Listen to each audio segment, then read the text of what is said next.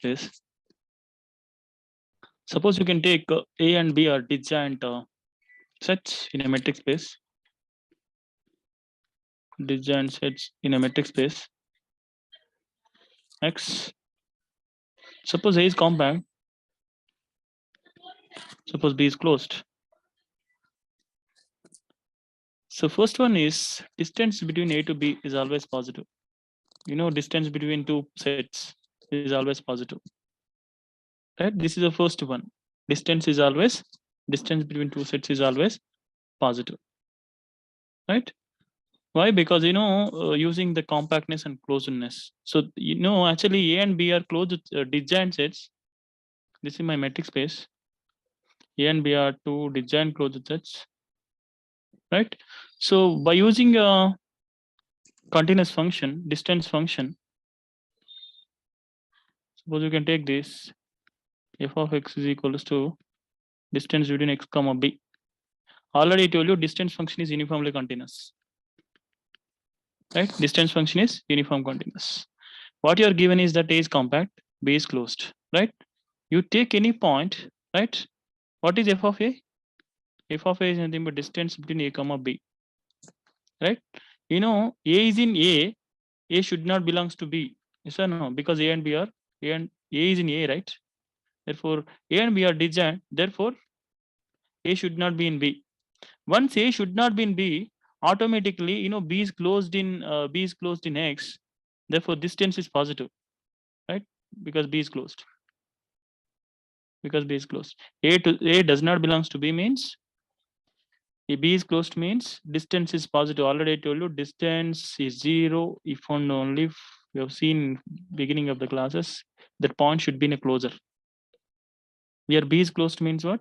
B closure is equals to B. So here A does not belongs to B means what? This is always positive. Is it clear? So that means f of A is always positive. Therefore, between two real numbers, distinct real numbers, this is 0 is a real number, f of A is a real number. We can choose a real number in between them. Right? This A 0 is a real number, f of A is a real number. Two distinct real number, we can choose a real number in between them. Right? By density property of real numbers. Right? Therefore, what does mean by this? F of A belongs to the right side of RA. Right? Because f of A bigger than RA. Therefore, A belongs to inverse image of RA comma infinity. Right? That means what? What you observe is you started with A belongs to A, you end up with that A is in.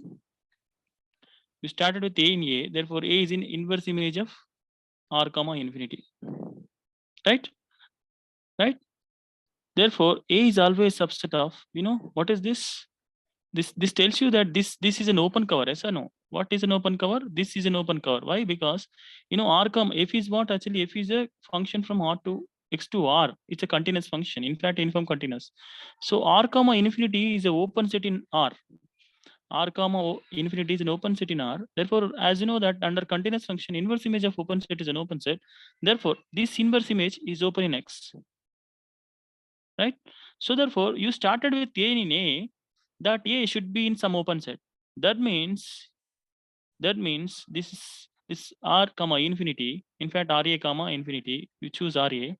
So therefore, this RA comma infinity such that A over A is an open cover. Is an open cover for A. Right? But what is A? A is compact. What is A? A is compact. What is A? A is compact. Right? So once A is compact, this open cover has a finite subcover. So we find finitely many points in A such that A is covered by this finite member of this inverse image of race. Right? That means this RA1, RA2, RA3, RAN are finitely many points whose inverse images union contains A.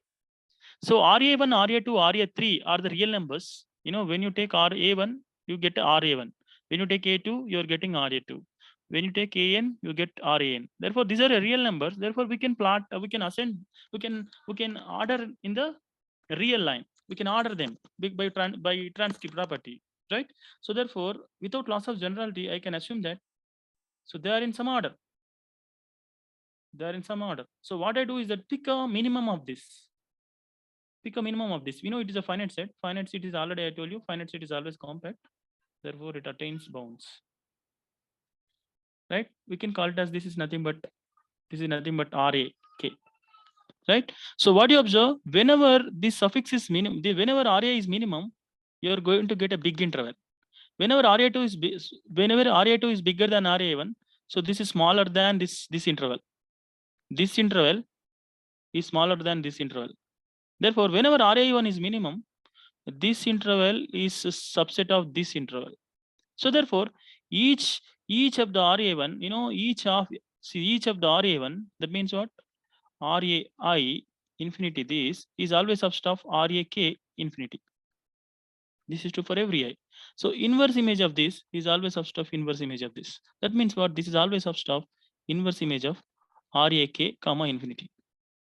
Right? So therefore, A is contained in inverse image of RAK comma infinity. That means you take any element here, that should be here. So if A belongs to F inverse RAK comma infinity, this is true for every A in A, because A is subset of this. Any element that you take in A, that should be in inverse image of RAK comma infinity. Therefore, F of A belongs to RAK comma infinity for every A belongs to A. That means RAK is left side to FA for every A in A. That means, what do I mean by this? What do I mean by this? What is f of A? F of A is nothing but distance between A comma B. That means RAK is less than distance between A comma B. This is true for every A in A. Therefore, it is a lower bound for the set over A. Therefore, infimum of the set is the greatest lower bound is always bigger than equals to this lower bound. RAK is a lower bound. Therefore, infimum of this set, right, is always greatest lower bound. Therefore, this is always less than or equals this. But what is this? This is nothing but distance between A comma B. Right? So therefore, RAK is always less than or equals to this. But what is RAK? Positive. Therefore, distance between A comma. This is a very standard question, very, very important question. I already told you that, of course, I sent these questions in a couple of days, 1 week back ago. So distance is positive. So whenever A and B are disjoint sets, in fact, actually A is closed, B is compact, this distance is positive. Very, very important question. I already sent to you 1 week back ago. Right? Look at the questions. I think 6, 7 questions. Whenever A is closed, B is compact, distance between those two sets is always positive. Right? Second one is, so when you are given two disjoint closed sets, of course they are closed sets. A closed, B is compact means what? A closed, B is compact. Compact means what? Always closed. Compact subset of metric space is always closed. So when you're given a two closed sets, we can separate them by two disjoint open sets. This is very important property. This is nothing but normality of a metric space. So given any two disjoint closed sets, given any two non-empty disjoint closed sets, of course A is closed, B is compact. So we can find two open sets, U and V, which are open sets in X, such that this A is covered by U and B is covered by V. That means these two disjoint closed sets covered by these two disjoint open sets. This is A is covered by B, A is covered by U, and B is covered by V. Right? Using the same argument. So this is nothing but what? We can say this property as a normal property. That means X is normal in a topology. That means every metric space is normal. Using the same property. Right? Every metric space is normal. That means given a two disjoint closed sets, we can separate them by disjoint open sets. Right? So therefore, every metric space is normal. Right? Next is second one. So whenever A and B are two subsets of X, in fact B is compact. in X. So distance is 0 if and only if A closure intersection B is an non-empty. Right? What is the last property? Last property tells you that distance is positive. Whenever A is compact, B is closed. Whenever one of them is compact, second is closed. So whose distance is always positive. So what is this? Distance between two sets is 0 if and only if A closure intersection B should be non-empty whenever B is compact. So this also straightforward, very, very straightforward using the last property. Right? Third one, we can prove it. You can easily prove it. Right? Third one, A and B are compact sets in X. In fact, A non-empty, B non-empty. So automatically we find the 2 points A in A, B in B, such that d of distance between A comma B is equals to distance between two sets. Right? This property, first property. These three are very, very important. Whenever A and B are compact sets in X, we find A comma B. We find A belongs to A and B belongs to B such that d of A comma B is equals to distance between A comma B. That means this function, this d attains at least one at least 1 point. Means d attains minimum. This is what actually is nothing but infimum of this distances of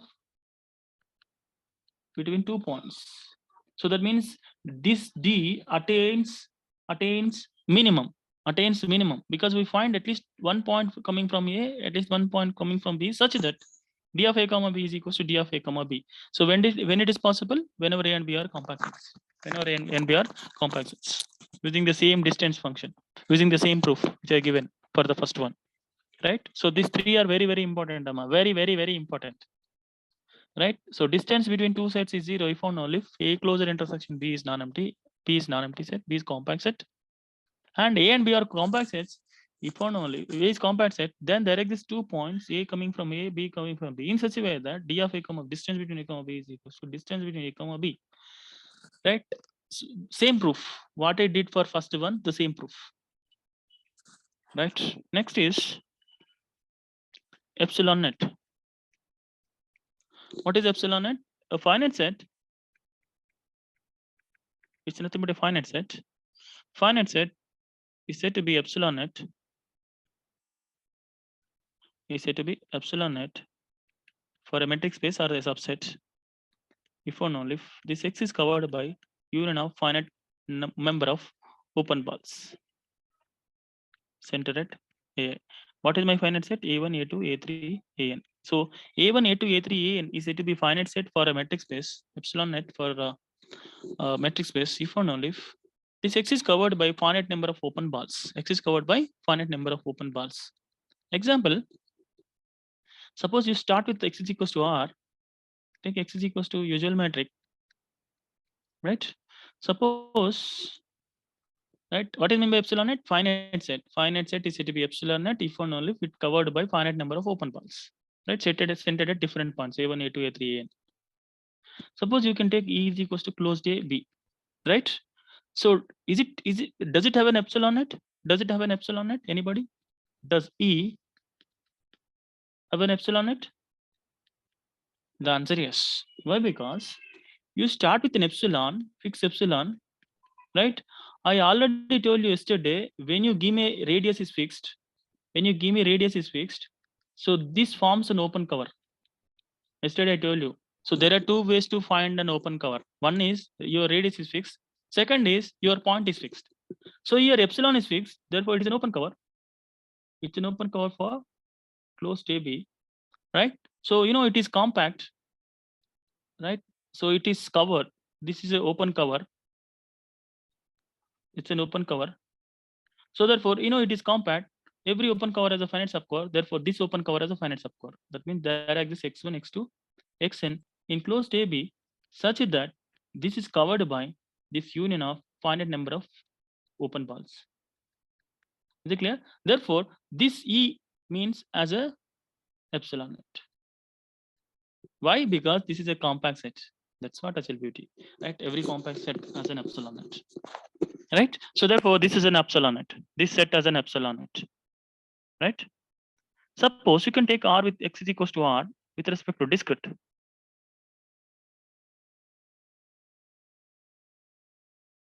Right?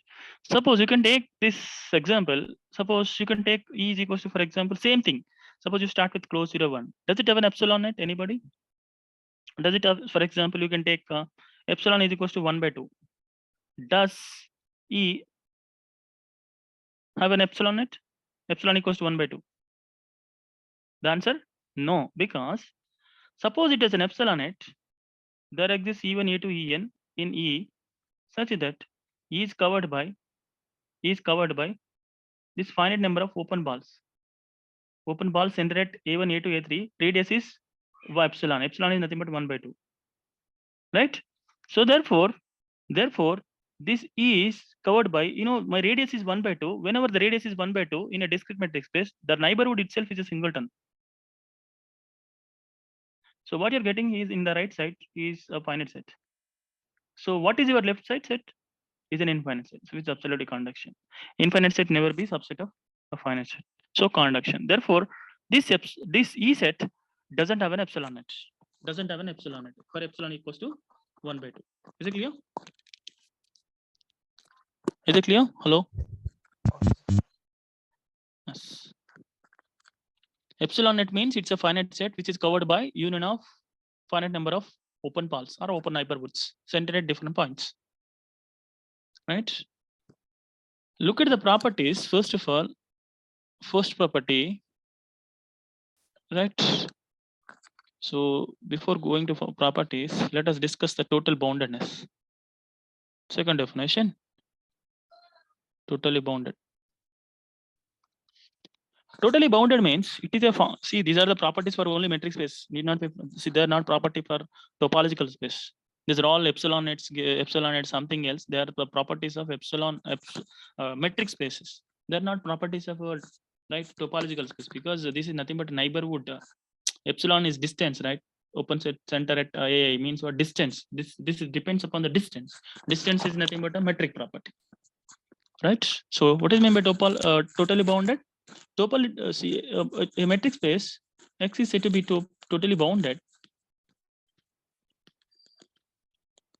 Totally bounded if and only if it has an epsilon net for every epsilon. It has an epsilon net for every epsilon.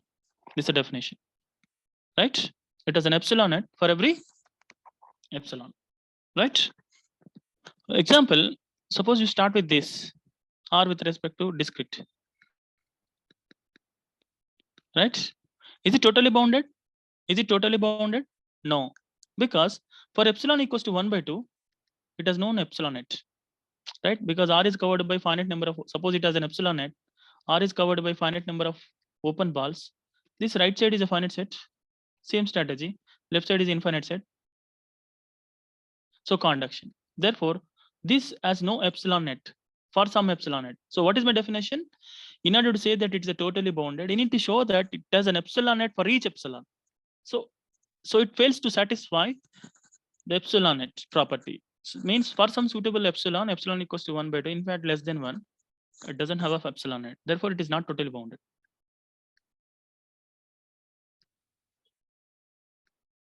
Right? Suppose you can take this. Suppose you can take L2 with respect to D2. What is L2? Anybody? Square summable sequences. Already told you. Right? Question is that suppose you can take this ball centered close 0, 1. What is the ball centered close 0, 1? Set of all elements in L2 such that whose distance between x to 0 is less than or equals to 1.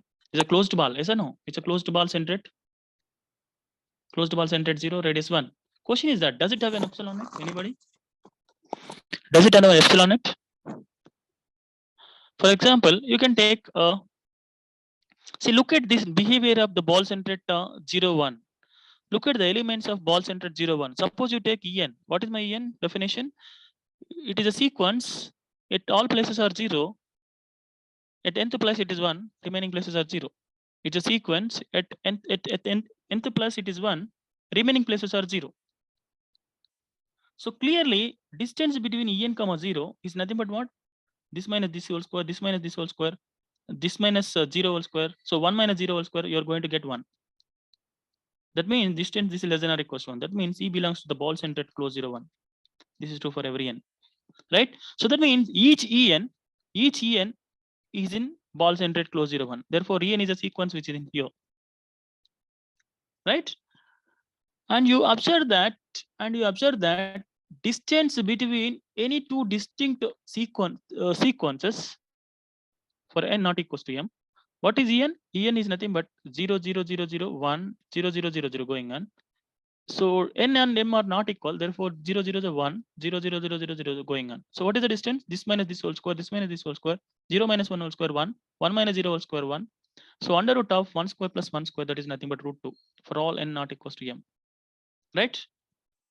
Is it clear? So therefore, question is that I can take epsilon is equals to, for example, 1 by 100. Take a point which is less than root 2. That means that you can take 1 by 100. So question is that does this ball center at close 0, 1, does it have an epsilon in it? The answer no, because suppose it has an epsilon in it. So there exists a x1, x2, x3, xn in this ball such that this ball is covered by finite number of open balls. Right? Is it clear? So therefore, you know that each En is in the ball. How many Ens are there? There are countably many Ens. E1 is there, E2 is there, E3 is there, E4 is there, E5 is there. It's a sequence. Sequence is nothing but infinite. So therefore, each member is here. Therefore, how many balls are there? There are n balls. There are n balls. This ball centered x1 with radius 1 by 100. Ball centered x2 with radius 100. Going on, ball centered 1 by 100 with radius xn. Therefore, each should be here. Each element of the sequence should be here, right? So suppose this is a finite set. It contains only finite members of the sequence. Each ball contains only finite number of elements of the sequence. The total union contains a finitely member of elements in a sequence. So conduction, because each member contains finitely member of a sequence means what? The union also contains a finitely many members of sequence. But you know that En is nothing but infinite. This is absolutely wrong. Yes or no? Therefore, at least one of the ball, you assume that if each ball contains finitely many members of the sequence, that will imply that this total union contains finitely many terms of the sequence. Therefore, conduction, because this Cn contains in this sequence contains infinitely many terms of the sequence. So conduction. So we are getting conduction. Each ball contains finitely many terms of the sequence. You are getting conduction. Therefore, some ball contains some open ball. We call it as this 1 by 100 xj. This ball contains infinitely many terms of the sequence. Infinitely many terms of the sequence. Right? Infinitely many terms of the sequence. In particular, En comma Em should be in Em for n not equals to M. In particular, right? This contains infinitely. After all, En is the part of this, right? So look at the distance between. So whenever En comma En is here, what is the definition? En comma Ej should be less than 1 by 100. Em comma Ej xj is less than 1 by 100, right? So by triangle inequality, it fails. En comma Em less than or equals to distance between En comma xj plus distance between x comma aj comma Em. But you know that this is less than 1 by 100. This is 1 by 100. This is nothing but 2 by 100. This is nothing but 1 by 50. But what is left side? Root 2. So conduction. Yes or no? This is nothing but 1.414. This is nothing but something going on. 0.2, 0.02. So conduction. Therefore, you assume that this closed ball has a epsilon net is wrong. Therefore, it has no epsilon net.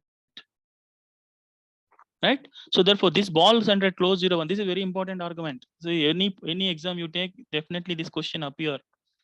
So the ball centered close 0, 1 doesn't have an epsilon net. Doesn't have a epsilon net. Right? So therefore, this has no epsilon net. Therefore, this is not totally bounded. Because some epsilon it fails. What do you mean by totally bounded? If for every epsilon you take, that has at least one epsilon net. But for some epsilon equals to 1 by 100. In fact, you can take any epsilon that is less than 1 root 2.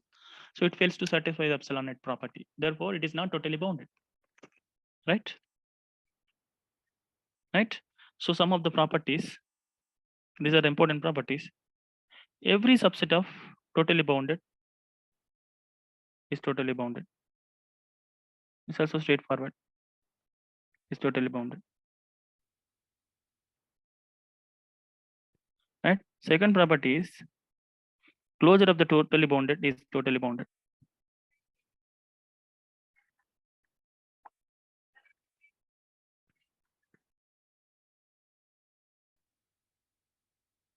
Right? Closure of the totally bounded. Suppose you can take x is equals to r with respect to usual metric. Right? Suppose you can take open 0, 1. Right? Suppose you can take open 0, 1. So is it totally bounded?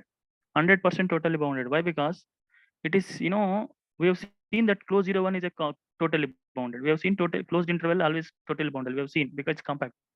Right? So once it is totally bounded, so what is the E-closure? E-closure is nothing but close 0, 1. So this is also totally bounded.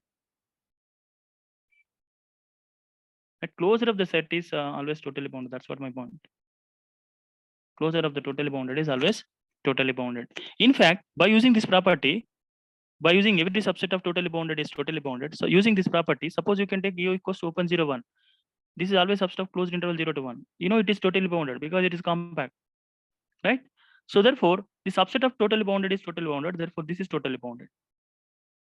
Right? Suppose you can take open 0, closed 1, close 0, open 1. Is it totally bounded? Yes, because it's subset of close 0, 1. It is totally bounded. Therefore, this is totally bounded. Right? So therefore, this is very important property. This is also very, very important property. Third one, a subset, a such subset of a metric space is totally bounded if and only if what you take is every sequence. In fact, you can take directly in a metric space. Every sequence in X as a Cauchy subsequence. Right? Example. Suppose you can take L2, last example, D2. Right? Is it totally bounded? No. Is it totally bounded? No. Because En is a sequence.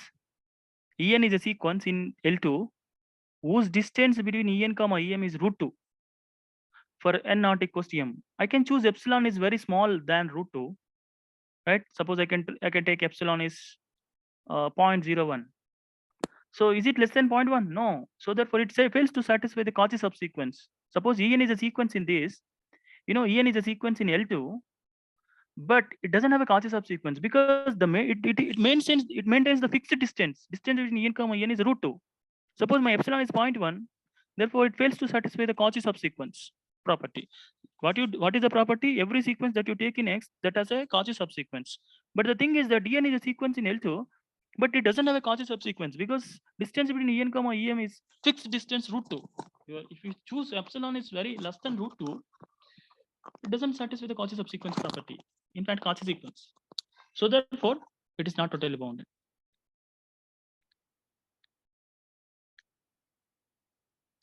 Right? Not totally bounded. So this is very important. Every sequence. So using the proof is diagonal proof. Diagonal proof. Go through the Siemens. Siemens are rooting. GF Siemens. Right? Next is fourth property is totally bounded is always bounded. So boundedness is weaker property. Totally bounded is always bounded. Right? This is also very straightforward. Right? What is the converse? Converse may not be true. Suppose you can take x is equals to r with respect to discrete. We have seen that any discrete metric space is bounded. We have seen. But is it totally bounded? No. Is it totally bounded? No, because R is not covered by one neighborhood. That neighborhood of singletons with radius 1. This is absolutely condition because actually your left side is infinite. It has no 1 epsilon it. In fact, R has no 1 epsilon it. R has no epsilon it. 1 epsilon it. Because suppose R has epsilon it, 1 epsilon it. So this right side is a finite set. Left side is infinite set. So conduction. Therefore, R has no 1 epsilon net. What do you mean by totally bounded? That means space should have an epsilon net for each epsilon. So the R has no 1 epsilon net. Therefore, it is not totally bounded. Therefore, bounded is may not be actually totally bounded, right? But in some cases, this is true. In R with respect to usual metric, it is true, right? So totally bounded is always by Heinz-Borel theorem. So totally bounded is always if and only if bounded,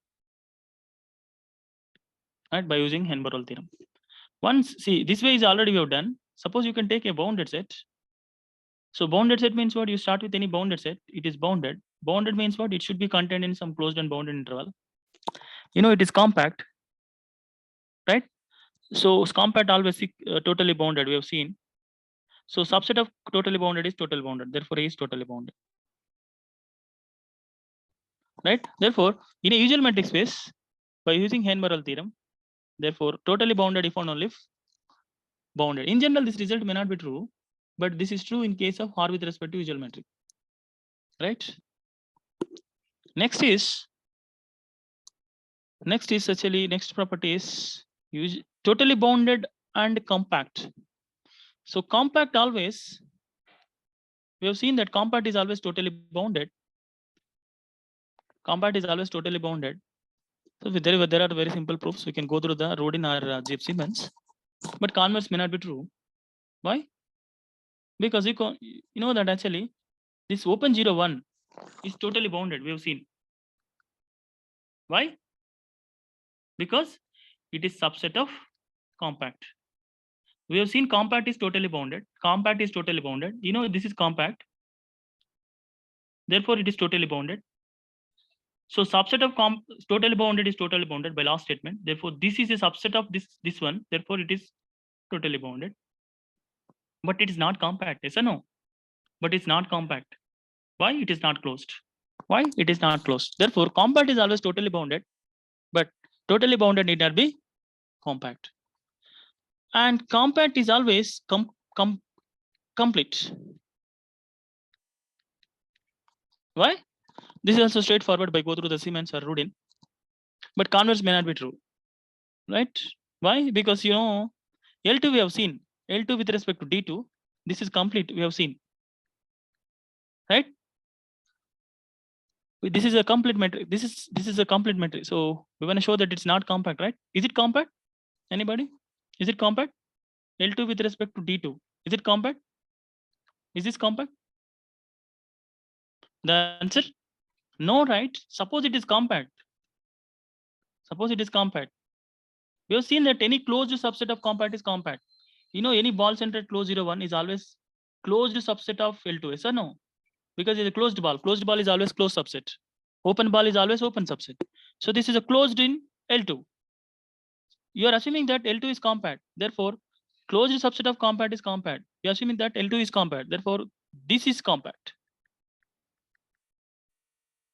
We've seen that compact is always totally bounded. Therefore, this ball centered closed 0, 1 is totally bounded. Is it right? Is it right? Ball centered 0, 1, we have seen that it is not totally bounded, not conduction. We're getting this is totally bounded, but it's absolutely wrong. So conduction. Therefore, you are assuming that L2 D2 is compact is wrong, not compact. Right? This is complete okay, but not compact.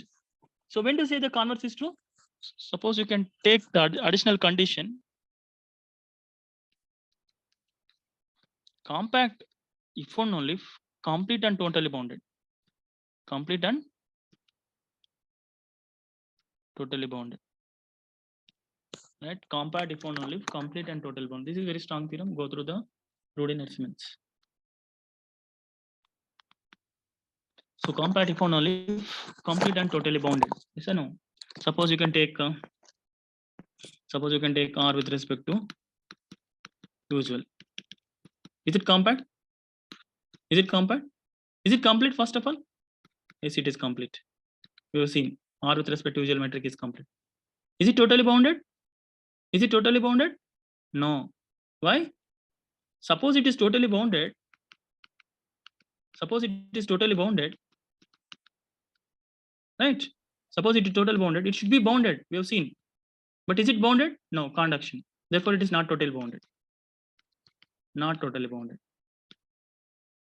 Not totally bounded means, see, this is true, this is false, means what? Not compact.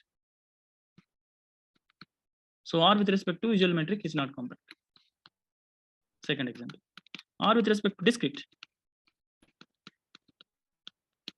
Is it compact? We have seen that R is infinite set, not compact. With respect to discrete. With respect to discrete. Right? Of course, we can do the proof by using this one. You know, we have seen this is complete. We have seen that this is complete. We have seen that this is not totally bounded. So by above proof, it is not compact. Right?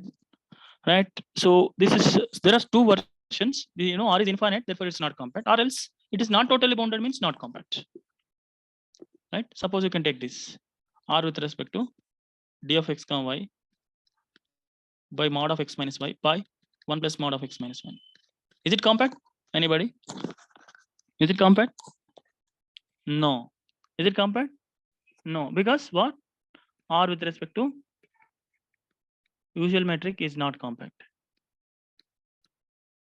Understand? See, no, actually this is not compact. Not compact means this is not compact. You know, this is not compact means not compact. Right? Can you give another proof? See, you know, this is not compact means this is not compact. Can you give another proof? Anybody?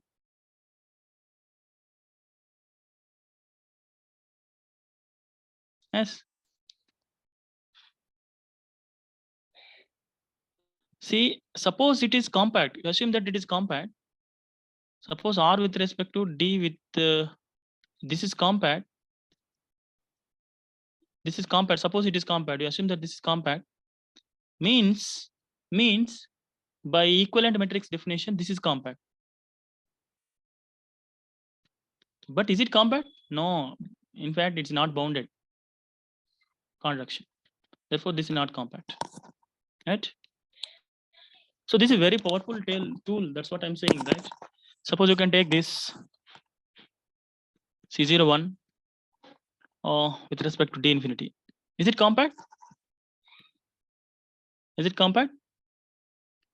No. Why? Because first of all, is it compact? Closed ball. This is it compact? Is it compact? In C0 with respect to D infinity? The answer no. Why? Because it is maintaining the fixed distance. See, suppose I can take the construction of continuous function. This is 1, 1 by 2, 1 by 3, going on, 1 by 4. My first continuous function is at 1, it is 1, or else it's a line segment. At 1, 1, lying between 1 to 1 by 2 is a line segment. 1 by 2 to 1 is a line segment. What is my F2? F2 is at 1 by 2 it is 1. 1 by 2 to 1 by 3 is a line segment. 1 by 2 to 1 is another line segment. This is my F2. This is my F2. What is my F3? My F3 is at 1 by 3 is 1 by 3. 1 by 3 is 1. 1 by 4 to 1 by 3 is line segment. 1 by 3 to 1 by 2 is again a line segment. So it is also continuous function. This is also F3. So such a functions are continuous because they are after line segments. So line segments are always continuous functions. So each Fn, we have said that each Fn is a continuous function. In fact, each Fn should be in ball. Why? Because distance between Fn comma 0. What is distance? What is the maximum distance? Maximum distance ఎంత ఉందమ్మా? 1. Supremum కదా, maximum d infinity కదా. D infinity అంటే ఏంటి? What is d infinity? Maximum of mod of x of t minus y of t. అందుకే first classes బాగా important. ఏం చెప్పాను? జామెట్రికల్ ఇంటర్ప్రిటేషన్ ఏంటి? ఈ distance, maximum distance. Maximum distance ఎంత? 1. Therefore it is 1. Therefore this is less than or equals to 1 for every n. Therefore each Fn in the ball. Right? Each Fn in the ball. Same strategy. L2 ఎట్లా చేసాం అట్లనే. Right? And you observe that distance between Fn comma Fm ఏమైందమ్మా? For m not equals to m. ఏమైంది? m not equals to m కి ఏమైతే distance between n to m 1 అయిపోద్ది. Right? Therefore, it has no epsilon. 1 కంటే తక్కువ ఇచ్చిన అనుకోండి epsilon, అప్పుడు ఆటోమేటిక్ ఏమైతే ఇంతకుముందు same idea. So suppose epsilon equals to 1/100 ఇచ్చిన అనుకోండి, దిస్ బాల్ సెంటర్డ్ క్లోజ్ 01 కి epsilon net ఉండదు. Same proof has no epsilon net. has no epsilon net. epsilon net లేదు అంటే ఈ బాల్ ఏమైంది? Not totally bounded. Not totally bounded అంటే not compact. ఇది కాంపాక్ట్ కాలేదు అంటే C01 D infinity ఏమైతే నాట్ కాంపాక్ట్. వై ఇది నాట్ కాంపాక్ట్? వై? ఇది కాంపాక్ట్ అయితే క్లోజ్డ్ సబ్సెట్ ఆఫ్ కాంపాక్ట్ ఏం కావాలి? ఇది కాంపాక్ట్ కావాలి కదా. ఇది కాంపాక్ట్ అయితే ఆటోమేటిక్ ఇది కాంపాక్ట్ కావాలి కదా, because is closed ball is always close set. Close subset of compact is compact. We have seen yesterday. ఇది కాంపాక్ట్ అయింది అనుకోండి,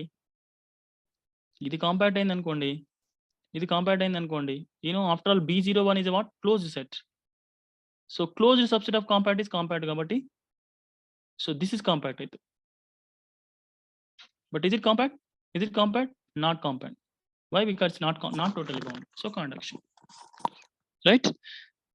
So therefore it's not compact. Question is C01 with respect to another matrix DPs where 1 less than P less than infinity. What is DP? Is it compact? The answer same idea. Is it compact? No compact. Why? The closed balls are not compact. The same strategy. So what is my sequence? My same sequence. We have seen that D1 with respect to Fn, Fm is always, we have seen that this is always less than or equals to D infinity. Yes or no? D infinity F, Fn, Fm. So Fn, Fm, or each Fn is in the ball. Each Fn is in the ball with respect to infinity. Therefore, this is less than or equals to 1 means what? This is D Fn, Fm should be less than or equals to 1. That means what? Distance between Fn, 0, in fact, less than or equals to 1 for every n, belongs to n. That means what? Each Fn should be in the ball center at close 01 with respect to P ball. This dP is always less than or equals to D infinity. We have seen dP is nothing but what? Always less than or equals to D infinity. Why? Because this is always less than or equals to D infinity 1 dt. But this same is saying that D infinity Fg. That in fact this is whole power 1 by P. You can take it. Of course, whole power 1 by P, whole power P. Right? Therefore, this is dP. Therefore, D1 dP is all dP, Fg, dP Fg always less than or equals to D infinity. Therefore, Fn is in the closed ball center at 01 with respect to sup norm. So automatically this is less than or equals to 1 means this Fn, each Fn should be in a closed ball center at 0 with radius 1 with respect to LP. Now. Therefore, same idea. Therefore, it's not compact. Is it clear? Therefore, is it clear? Fn's actually మనం ఇంతకుముందు ఎన్ని ఉంది యాక్చువల్గా ball center at 01 with respect to sup norm. Sup norm లో ఉంటే automatic గా LP norm లో ఉన్నట్టే, because dP is always less than or equals to D infinity. So this is always subset of this. ఈ sequence ఎక్కడ ఉంటుంది? Ball center at 01 with respect to radius 1, center at 0 with respect to LP norm. So same strategy. ఇంతకుముందు ఎట్లా చేస్తారో అట్లా చేయండి. So therefore automatically it is not compact. Right? Next is, this is compact with respect to totally bounded. Compact if only totally bounded and complete. Next is Bolzano-Weierstrass property.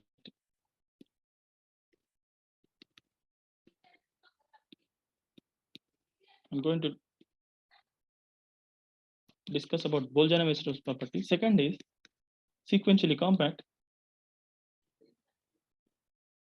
Third is compact metric space. You've seen this, right? Now I'd like to discuss about this Bolzano-Weierstrass property. What is Bolzano-Weierstrass property? Every infinite subset of a metric space,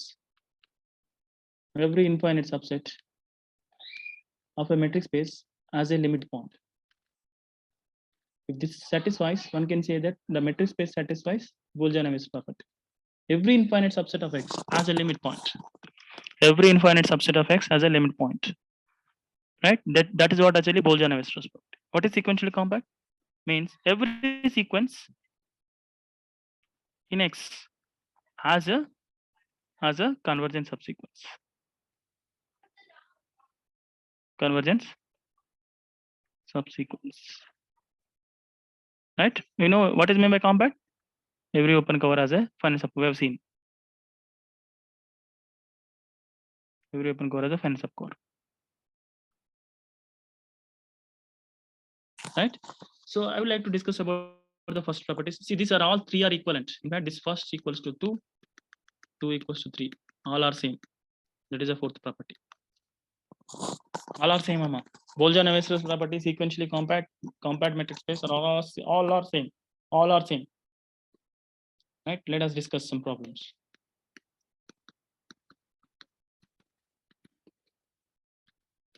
Question is that does it satisfy Bolzano-Weierstrass property? Does it satisfy Bolzano-Weierstrass property? Anybody? Bolzano-Weierstrass property? The answer no. Why? Because if it is satisfied Bolzano-Weierstrass property, it should be compact. Bolzano-Weierstrass property satisfies thing only compact only. But is it compact now? No. So compact కాబట్టి Bolzano-Weierstrass property satisfy. Is it clear? Or else మీరు natural numbers తీసుకోండి. Does it have a limit point? No. Does it have a limit point? నేను ఏమని చెప్పాను? Every infinite subset has a limit point ఉండాలని చెప్పాను. What is my definition? Every infinite subset of X has a limit point. So natural numbers తీసుకున్నారు అనుకోండి. Suppose R with respect to geometric, right? Does it have a limit point? No. Does it have a limit point? No. So there exists infinite set equals to natural numbers. So this doesn't have a limit point. Therefore, it doesn't satisfy Bolzano-Weierstrass property. Is it clear? Hello? Suppose you can take R with respect to usual metric. Right? Suppose 1 by n union 0. Does it satisfy Bolzano-Weierstrass property? Answer yes. Why? Because it is compact. Because it is compact. Because it is compact. So compact, sequentially compact, Bolzano-Weierstrass property all are same. Right? Suppose you can take R with respect to discrete. Does it satisfy Bolzano-Weierstrass property? The answer no. Because not compact. Is it clear? I hope you understand the arguments. Is it sequentially compact? Anybody? Is it sequentially compact? No. Because it's not compact. Is it sequentially compact? Not sequentially compact. Because not compact. Right? Is it clear? Right? Suppose you can take this R with respect to this metric. Does it satisfy Bolzano-Weierstrass property? No, because not compact. Does it actually sequentially compact? No, because not compact. Right? C01 with respect to all LP norms, all P norms.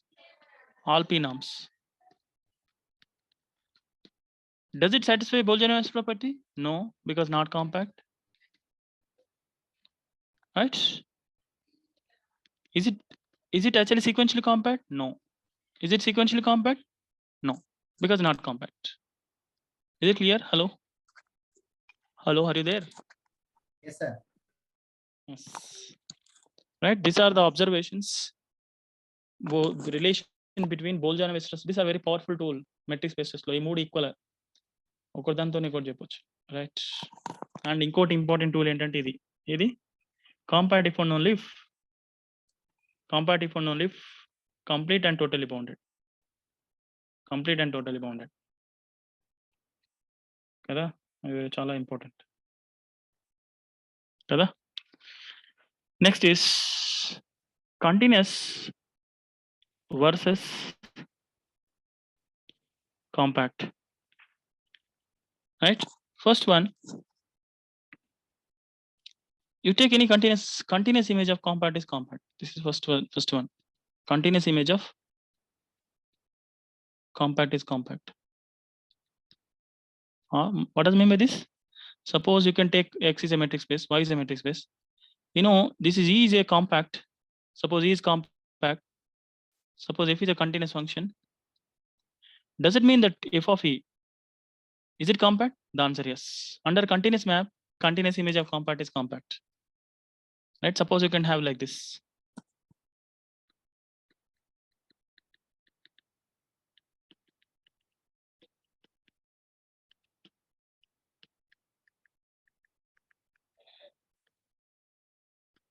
X goes to X. You know, it is a continuous map. Yes, because it's a discrete matrix space. Left side is discrete means always continuous. Suppose look at this set E. Set E is equals to 1, 2, 3, 4 going on. Is it subset of R? Always yes. Is it compact? Is it compact? The answer is because it's a finite set. Finite set is always compact with respect to any metric. Therefore, it's compact. What is the image of this under continuous function? Same set. Is it compact? Always compact because it is a finite set. So under continuous map, continuous image of compact is always compact. Yes or no? Is it clear? So second one is you know, continuous versus uniformly continuous versus compact matrix space. See, these are the only properties for see, this is a property for only metric space M. Of course, this is a property for topological space also. This is a property for topological. This is true for topological space. You can take any arbitrary topological space. This is true. But this uniform continuous is completely stands for metric space because you are find out the distances between the images whenever the distance between the domain to each other. Right. So what is the statement? Continuous. Suppose continuous function you take on a compact metric space. Continuous function on a compact metric space. Compact metric space is uniformly continuous. Compact metric space into another metric space because it's a metric property is uniform. Right? That means you take any compact metric space. We have seen this uniform continuous. Continuous image of compact is compact. Continuous is uniform continuous. Suppose if this uniform X is compact set. Suppose if continuous function, this is always uniform continuous. So that this is uniform continuous. Right? Suppose you can take, we have seen a lot of examples in uniform continuous. Suppose this is close 0, 1 towards such f of x is equals to x square. Is it uniform continuous? Yes. Continuous on a compact set. Continuous on a compact set. Therefore, uniform continuous. Right? Suppose you can take what you take actually. Suppose you can take this. You can take any compact. You can take any compact metric spaces. What are compact metric spaces? See, that should be closed and bounded, right? Suppose want to take actually here r square to r f of x is equals to f of x square is equals to x square plus y square. Is it continuous? Always continuous because it's a polynomial. Suppose you can take a circle. We have seen that yesterday. This is compact by Heinberg theorem. So f of s is always compact. That's what my point. Why? Because you know it is a continuous function. Continuous image of compact is compact. Continuous image of compact is compact. Is it clear? Because this is compact, this is continuous. Continuous image of compact is compact. Continuous image of compact is compact. Right? Next is see మీకు అన్ని తెలుసు యాక్చువల్గా intermediate value properties అవన్నీ మళ్ళీ నేను record చేసుకోదలుచుకోలేదు because every continuous function real valued continuous function satisfies intermediate value property. Right? అవన్నీ మీకు యాక్చువల్గా రియాన్సెస్లో వస్తాయి but I don't want to recall all concepts which are in real analysis. So basically these are the important properties: continuous versus uniform continuous, continuous versus compact, uniform continuous versus compact, and compact versus complete and totally bounded, complete and totally bounded, and totally bounded, and you know Bolzano-Weierstrass property, sequentially compact. See, suppose you can take this same sequentially compact తీసుకున్నారు అనుకోండి, సీక్వెన్షియలీ compared మీకు చేయకపోతే compact check చేయండి, ఎందుకంటే compact fail అయిపోతే sequentially compact fail అయిపోయినట్టే. Is it clear? So these are very famous properties, Bolzano Weierstrass property, sequentially compact, compact metrics. Sequentially compact అడిగితే compact చేయండి, బోల్జాన్-వీస్టర్ ప్రాపర్టీ అయితే కాంపాక్ట్ చేయండి, ఎందుకంటే అవి చెక్ చేయడం కష్టం అయితే ఇవి చెక్ చేయండి, కాంపాక్ట్ అయితే వెరీ ఈజీ కదా. సో ఏది ఈజీ అయితే దాంతో చెక్ చేస్తే ఈజీ, రైట్? ఈజీగా ఆన్సర్ చెక్ చేయొచ్చు, గెట్ చేయొచ్చు. Is it clear? Okay, with this I conclude the compactness. So by tomorrow I'm going to start connectedness, last topic. Do you have any doubts?